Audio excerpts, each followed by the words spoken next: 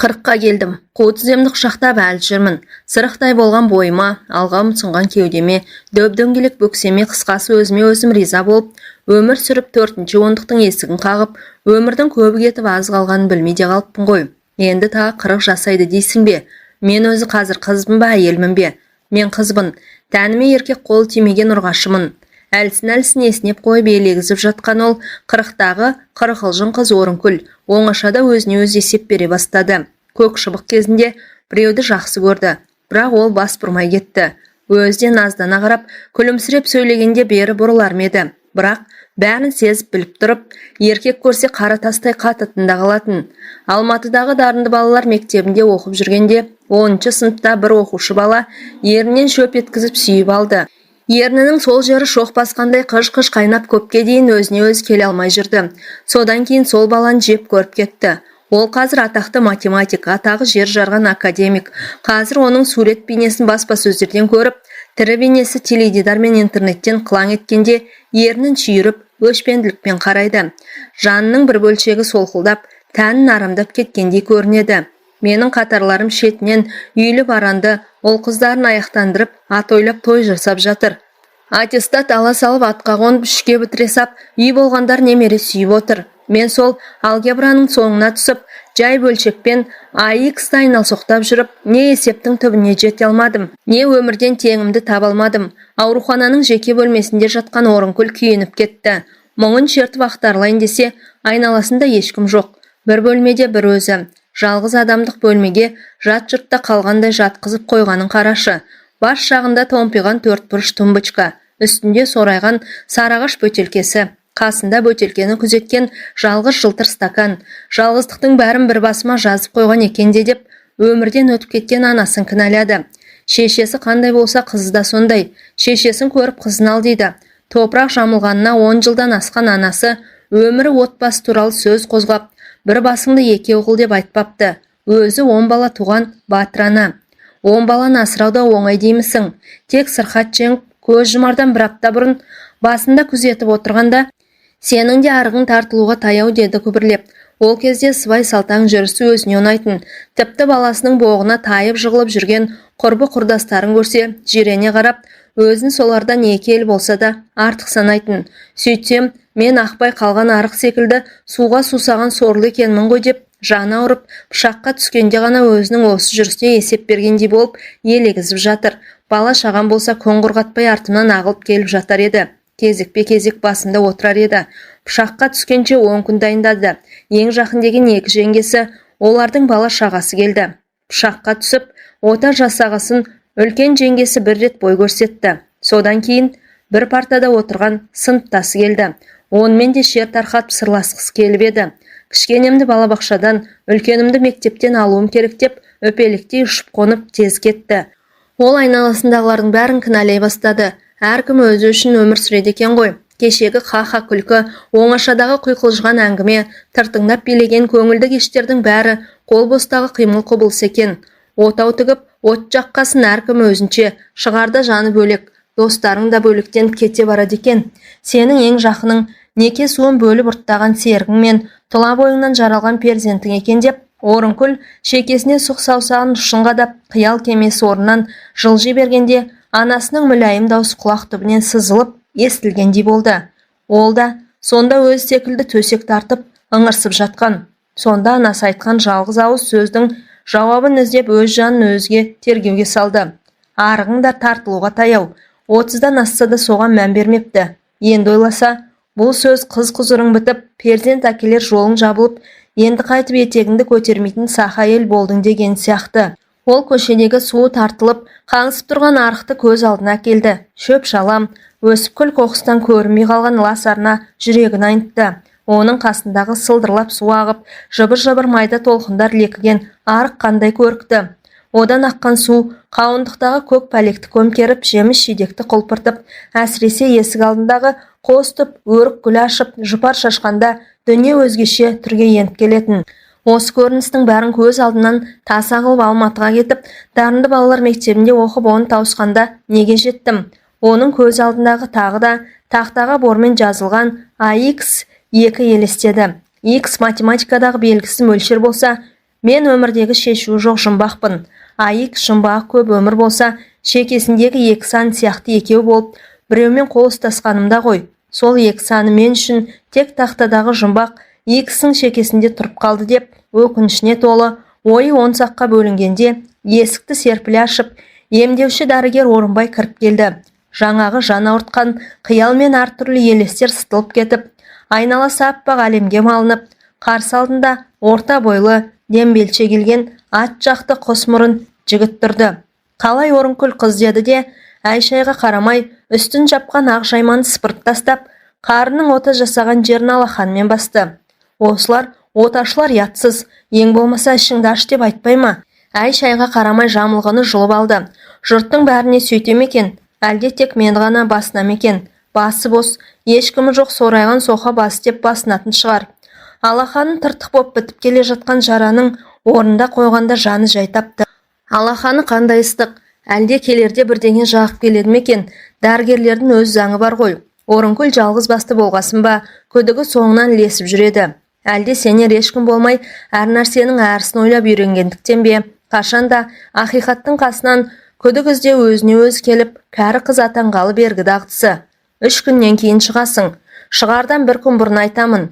Бір рет көк дәрі жағамыз. Сосын көк дөнендей бүлкілдейсің деп тез-тез сөйледі де шығып кетті. Жауырыны қандай жалпақ, қолы қандай ыстық, бірақ осы кісінің сөз сарына түсіне алмайды. Әсіресе алғаш алдына барғанда ештеңе ұғалмай дал болған. Өзінің күн сайын аяғы ауыр әйелдерде іші көтеріліп келеді. Ол бірден неше айлық деді. Бұл жауап бере алмай бұйығып, басын төмен сала берді. Неше айлық деймін? Неше айлығы несі? Мен екіқабат емеспін ғой. Шын ұстап көрді де, ешқандай демалған белгі білінбейді. Басқа жағын демалып тұр. Ол да шаршаған дегенде өң жүзі алаулап жерге кіріп кете жаздады. Анализ тапсыр деп тілдей қағазға бірнеше жолдама жазып берді. Соңынан рентгенге түстеп тағы да бір белінде қызыл жолағы бар айрықша қағазға шимайлап қолын қойды. Сөйтсе, бұл жатырды тексеретін ерекше жолдама екен. Бәрін бітіргесін қайтып кел.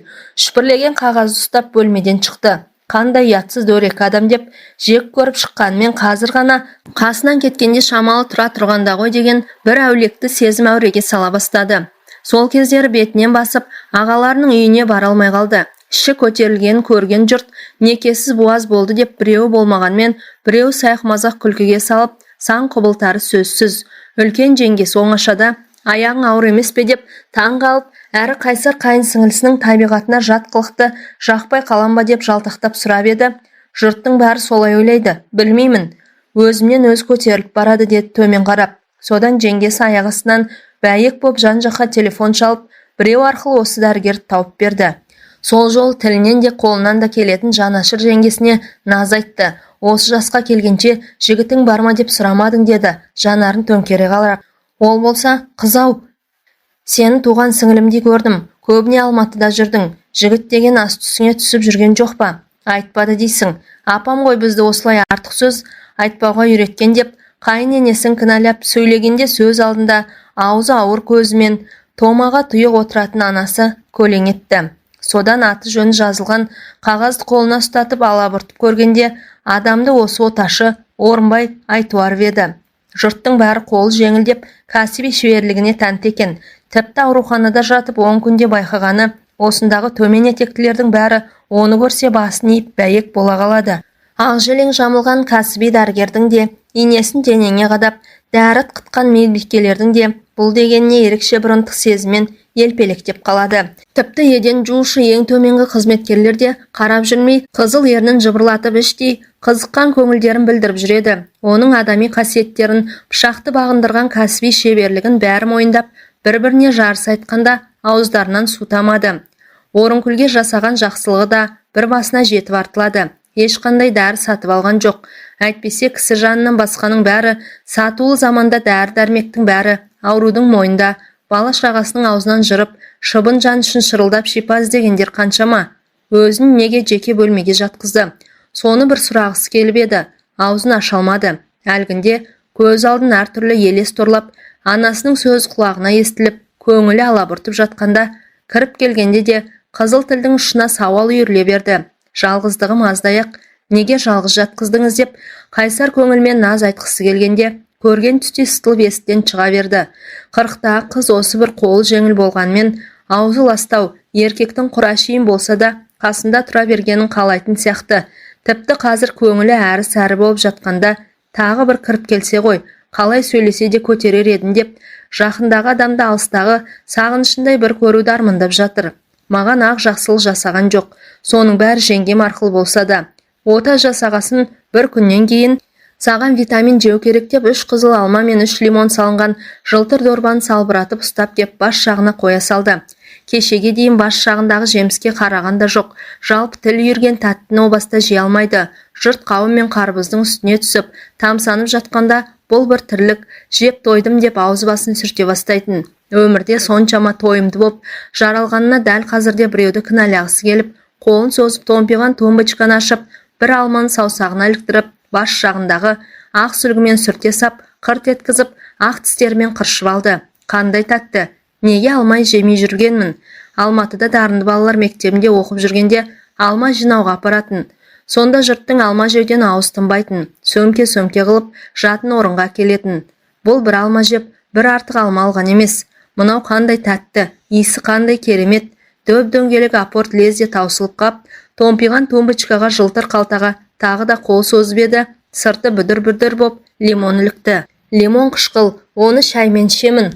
Орынбай ағай бір нәрседе жемеймін деп тағы бір алманы алып, асыға қырт еткізгенде маржандай тісі майдалана кесіп түсті.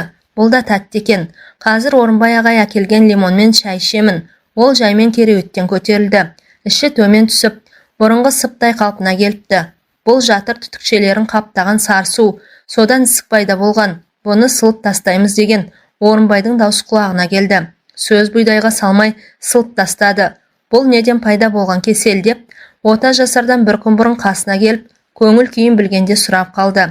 Бұл табиғи қажеттілік бұзылғаннан болады. Түсіндің бе? Жоқ деп есеп шығарғандай нақты айтты. Әйелдік міндетіңді уақытылы орындамағаннан болады. Тағы да төмен қарады. Бұл кісі менің қыз екенімді білмей ме? Әрине білмейді. Мен де бір деп өзін өзі кінәлады да, не де болса, ағам мен жеңгемнің алдына ішім көтерілмей тезірек жетсем екен деп асықты. Тай-тай басып қызыл еденге табанын тигізді. Қазір әжетханаға барып келгесін лимон сап шай ішем. Лимонның дәмі қышқыл, сонда да ішем. Ішіп отырғанымды көрсе ғой, тіпті бірге ішсе ғой деген масаң сезімде мазалап, маңында шыр айналып жүріп алды. Бір тәтті бір ащы екенін біліп тұрып, бірге әкелгенін қарашы. Менің тірліктегі үлесім осындай ғой деп, әдеттегідей кәрі қыздың әуенмен бастай берді де, өзіне өзін сап тыйылды. Ащы болса да ішемін, өзі әкеліп тұр ғой. Есікке жақындая бергенде босағадағы үйрек тұмсық дәрет сындырғышты көріп, жиіркеніп кетті. Бұны да көрдік. Енді барар жерге өз аяғымен барамын. Кеше келгенде енді тұруға болады дегенсің. Сықырлап есік ашылды. Отадан кейін аурудың өз аяғымен жүріп, әжетханаға бару үлкен олжа. Бұл дәрігердің мерейін өсіреді. Дәліздегі мейірбике бөлмесінің есігі ашық. Өз деген Орынбай ағасы екі ақ желеңдінің ортасында жайбарақат шай ішіп отыр. Тай-тай басқан сәбидей қызыл еденді қуана басқан емделушіні көріп, ол да қуана қарады. Бүгін тай-тай бассаң ертең аяғыңды көтересің деп, бұған қарап айтқан дөрекі сөзі зыңдап, құлақ түбінен өткен кезде оны қасындағылардан қызғанып кетті. Кібіртіктеп басып бара жатса да жан дүниесі атойлап, анау бірге шай ішкеннен екі әйелден арашылап алғысы кеп, бойына ересен бір күш бітіп, адымын ширата түсті. Орынкүл моншадан келді. Пышаққа түсіп ота сәтті болып өзіне өз келгелі, ағыл-тегіл боп терлеп алғаш жуынуы. Жатыр қуысынан түйдек-түйдек арам ет пен сарсу шығыпты. Кесел кеткесін тұла бойы жеңіл тартып, ауырлықтың бәрі артта қалып жаны жай тапты. Басқан ізін аңдып жүретін қазақы жердің жеңіл ауыз сөз уарлығына да мысал болмай, пәледен тез құтылды. Аға жеңгеңнің ар-ұятына масыл болмай, бәрінің сәтін салды. Ол осы үшін ақ оташы Орынбайға ырза. Тіпті өзін оның алдында өтелмеген парызы бар пендедей сынайды. Ырзалығын білдірмей, десе көңілі ырық бермей, оның алдында тілін тістеп қалады. Моншаға терлеп түсті. Арам тер қысып барады. Ағыл-тегіл боп бітеліп қалған нүктенің бәрі ашылды. Буға кірмес бұрын тазаланып, тұла бойындағы кір атауыны кетірді. Иіс сабын жағып, жөкені көпіріштіп алып, әлсін-әлсін сымдай тартылған денесін сықлады. Қарын тұсында тартылған қол басындай сызық бірте-бірте көмескеленіп барады. Тіпті пышаққа түскенін қадалып қараған көз болмаса, екінің бірі біле бермейді. Сол дене тыртығын білетін біреуді ертең үйіне қонаққа шақырды. Тақырыбы не деп еді? Тағы да сасып қап, үйді көрсетіп дәм татқызу деді. Тақтаға шыққан баладай таңдай тақылдап. Қай шамада? Өзіңізге қай шама ыңғайлы? Жарайды. Сенбіде кешкі 18-де. Содан бері алабұртып мазасы кетті. Дастархан мәзірін дайындап, шөп шаламнан иілтіп, үйшік тұрғызы. Жалғыз болса да ас әзірлеуіне қол жеңіл, бармағы бал деді. Жеңгесі қадірлі қонаға келгенде өзін шақырып алып қазан ошақтың басына қояды. Орынкүл басқан палау өзбектікінен бірде кем емес деп жегендер бас бармағын шошайтады. Шынында да өзі басқан палаудың дәмі таңдайдан кетпейді. Сыр күріші ел ырысы деп осы жолда палау басуға әзірленді. Ет берсем алдына бас тартуым керек. Маған ол кісінің үйіме бас сұққаны керек. Әуелі моншаға баруға бекінді. Денеге кірден арылса, өмірді жаңаша бастайтын секілді. Әр барған сайын тұла бойы жеңілдеп шығып, көшені сергек адыммен аттайды. Бұл жолы жеке бөлмеге алды. Дене тыршығын ешкімге көрсеткісі келмеді. Буда отырып бусанып, өзімен өз боп сырласқысы келді. Ыстық су бойын босатып әртүрлі маужырап барады. Есігінен кіріп келе жатқан ақ желеңді оташын елестеткенде тіпті тұла бойы босап, бір жылан жыбырлап, көкірек тұсынан төмен жылжыды. Денесін жиырып, бір уыс боп кіндік тұсына тұрып, керіліп созылып тағы да жоғары өрмеледі. Қос анарының ортасына келіп, басын көтеріп, екі анарының ұшына шошақ тілін кезек тигізгенде тұла бойы жылан шаққандай діз етіп орнынан ұшып тұрды. Қой шығайын, ол ақ желеңмен келмейді ғой деп, енді ақ көйлек, қара костюм, қызыл галстук таққан бейне есіктен кіре берді. Оның ақ желеңіз жүрген кезін көрмепті. Шығайын, біртүрлі бойын босап бара жатыр. Қонағымды күтейін. Ағыл тегіл боп аққан терін сүртті де, денесін, жан дүниесін жеңілдеп моншадан шыққанда, енді туп-тура бір тәуліктен кейін онымен кездесемін деп көңілін демдеді. Үйге келгесінде төсекке жайбарақат жата алмады. Буда отырғаннан бетер бусанып, көкірек тұсында желп-желп еткен жылы леп, есіп бүдір жоқ бір дөңгелек тұла бойында зыр қағып жүріп алды. Сол қос анардың арасынан төмен түсіп, кіндік тұсқа жеткенде шымбұлақтан шым-шымдап шыққан мұздай судай бір нәрсе шымыр ете қалды да, өз-өзінен бұрқ-сарқ қайнап тұрып алды. Сосын әлі дөңгелек қайта шырайын алып бәрін басып жанчып, ақ тамаққа қарай өрлейді. Көз шырымын алсам да, кірпік айқастырып еді, ұйқының ауыл тіпті алыс көрінді. Көзін ашып қалғанда, керуетімен қатар жер бауырлап жатқан қарала мысықты көрді. Жер бауырлап алып, тырмысып жаймен жылжиды. Ұрғашы мысық, маужырап жүр, обалақ. Бір апта ұстай тұршы деп көршісіз тастап кетіп еді. Осы көршімде қызық деп, әдеттегідей жалғызлікті кәрі қыздың мақымына сап біреуді кінәлей бастады. Өзі үбірлі-шүбірлі, өзінің бір аяғы ақсақ, комбайн айдап жүргенде байқаусызда мерттіктіріп, кесіп тастап темір аяқ салған. Өзінің 8 баласы бар, қыдырудан қолы тимейді. Ақсақ болса да менен бақытты. Бір қойды да жер бауырлап тырмысқан мысықты аяп кетті. Жанын қоярға жер таппай жүр ғой сорлы. Бір аптадан кейін келем деп еді, бір басында бірнеше үй бар. Осы үйді де ардагер ретінде атын атап тұрып әкімшілік берген. Қыздары кезек тұрады, көбіне бос. Мына мысыққа обал, бұны неге ауылға апарып тастамайды екен? Келгесін айтамын деді де, бір ой төбе қойқасын тағы да шым еткізді. Тышқан ауласын деп тастап кеткем деген ашық көңіл әйелдің нақты жауабы құлақ түбінен саңқ етіп, ойының быт-шытын шығарды.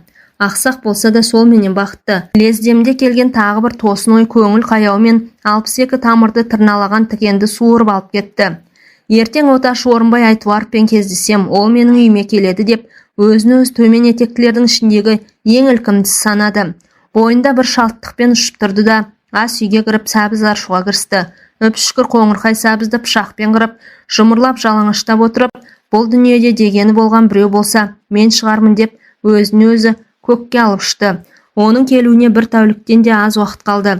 Есіктен кіріп келе жатқанда қалай қарсалар екенмін деп, бір ой санасына тақ еткенде, сабы жуан шүкір пышақ қолынан түсіп, резеңке еденге гірш ете қалды. Қызыл сәбізді алақанына қысып ұстап қалған Орынкүл мен осы қайда тұрмын деп қобалжыған көңілін басу үшін бір жұтым суды сіміріп сап, теңселіп тұрған пышақты жұлып алып, жалт етіп сыртқы есік жаққа қарады. Қона жатуға бола ма дегенде Орынкүл сасып қалды. Қонақпен қосылып ішкен 100 грамм коньяк тұла бойында арлы-берлі жүгіріп, жүрегі қатты дүрсілдей бастады. Алмас қылыштың үстінде отырғанда ойымды қалай дөң бастыңыз деп, көзін төңкеріп бір қарағанда, енді бір 100 граммнан алып қояйық, сосын төсек сал деді қонағы. Орынкүл қонағы құйған коньякты жартылай ішті де, асып-сасып рюмкені қойғанда оны су толы маңғаз фужермен соғыстырып алды. Бұл кісі мені қыз емес деп отыр ғой. Мен қызбын, 40-қа келсем де қызбын деп, қызу көңілмен іштей қайталап, ыдыс-аяқты жинауға кірісті. Қонағы балконда тұрып түнгі қаланың ызғарлы желін жұтты. Төстекті салып болып диванда отырған қонағының қасына кеп, дайын деді. Берілген тапсырманы тап-тұйнақтай ғып орындап, жақсы сөз күткен оқушыдай емексіп. Бұл оның балала күннен бергі дағдысы. Сен өте ұқыпты әйелсің, ұқыпты есепшісің деді, қолын созып өзіне қарай тартып. Иықтасып отырғаннан кейін, неге осы кезге дейін бас есепші болмай жүрсің? Әйелсің деген сөз тағы да шаншудай қадалды. Мен қызбын, 40-қа келсем де қызбын деп ішінен әлденеше қайталады да, сауалына қызу көңілмен жылқына жауап берді. Бас есепшілікті қайтем, ол қай басыма керек? Физмат мектебін 5-ке, институтты Қызылға бітіргенде жетпегенім бас есепшілік пе? Кімді асырай алмай жүрмін? Таусылма, пессимист болма деп, ол қараңғы бөлмеге қарай жеңінен тартты. Қыз ілесе берді. Қорқып тұрсың ба? Не болды сонша еркек көрмегендей? Ол дір-дір еткен бәденді қыздың шашынан сипады. Орынбай аға, мен 40-қа келсем де қызбын. Ертек айтпаңдар шосы. Біздегілер де шетінен ертекші дегенде, көз алдын ауруханадағы ақ желеңді үлкен кіші әйелдер кес-кестей бергенде, жан дүниесі біз сұғып алғандай шым ете қалды. Іле-шала қыздың жан даусы шықты. Тәні ауырғанмен жаны рахат тілеп жатыр. Пышаққа да түсті, ақыры сәтті болды. Енді соның бәрін артқа қалдырып жаны жай тауып, дүниеге тоят сезіммен қарасам дегендей іңкәрлік бар. Арығың әлі тарылмаған екен ғой, 40-қа келсең де. Осы сөзді екінші рет естіп отыр. Алғаш анасының аузынан шыққанда таң қалып еді. Енді қайдағы бір еркек түн жамылып тұрып тағы да айтты. Ол жуынуға кеткенде Орынкүл әлі толық жиналмаған дастарханнан 100 грамм коньякты сіміре салып, жылдан басып келіп, менің жаным сізбен болғанды қалайды, деп ебелек қағып қараңғы бөлмеде ербең етті. Етегі лас кездегі әйел еркекке өтініш айтпайды, кел сонда да деп жеркене сөйлегендей болды. Қыз Дәуренмен қош айтысқандай, қолындағы даусы құраққа шықты. 40-қа келгенде естілген жан даусына біреудің пердесін өз қолымен ашқан пенде де сене алмай тұр. Жан дауыс шығып, ыңырсып ыңыранып жатқан әйел түсініксіз бір сөз естіді. Менің моншағым қалай екен? Ол бұл сөзді ана тілінде айтпады. Ұлтаралық тілде кәсіби сөзді қолданды. Әйел түкке түсінбеді. Еркек шырте жеткізіп шамды жаққанда, дене мүшесінде дөңгелектене жабысып тұрған жып-жылтыр темір моншақтарды көрді. Осы үшін ақ бәрін соңымнан қалмайсыңдар. Сен де кірің жоқ кезде шақыруың керек еді. Асығыстық істедің. Кеше ғана моншаға түскем, сіз маған сенбейсіз бе деді, күбірледі. Денесін қозғалта алмай. Ертек айтатын жас емессің. Менің моншағым жас, кәрі деп таңдамайды дегенде денесіндегі дөңгеленіп тұрған темір моншақтар өзінің мөлтілдеген көз жасындай көрініп кетті. Ол су сарылдатып жуынды да, қоштаспастан сыртқы есікті ашты. Үй жайы бар ғой, тезірек жетсін деді де төсектен тұра алмай жатып, оташыны содан кейін көрген жоқ. 2 рет тәнін жараласа да, дәл осы адамдай жанын жәннатқа бөлеген тірі жанды таба алмады. Тек 40-та куә болған құбылысына сенбей кеткеніне шашиды. Сары майдай сақтаған қазынам шынымен көз алдау болғаны ма деп өкінеді де, ененің орны жазылғасын тағы бір иіліп болған, істің бәрін аңыздай ғып айтып берсем деп, үй іргесіндегі адамды алыста жүрген жолаушыдай аңсай ақырады. Кабельді теледидардан Ресей жақта тәніне моншақ таққан біреудің қыз зорлап ұсталғанын көріп қалды. Оны ешқандай ұрғашыға да, қиянатқа да қия алмайды. Сыртта емденіп жүрген көрінгеннен қызғанатын қайтерсің. Әңгіменің соңы.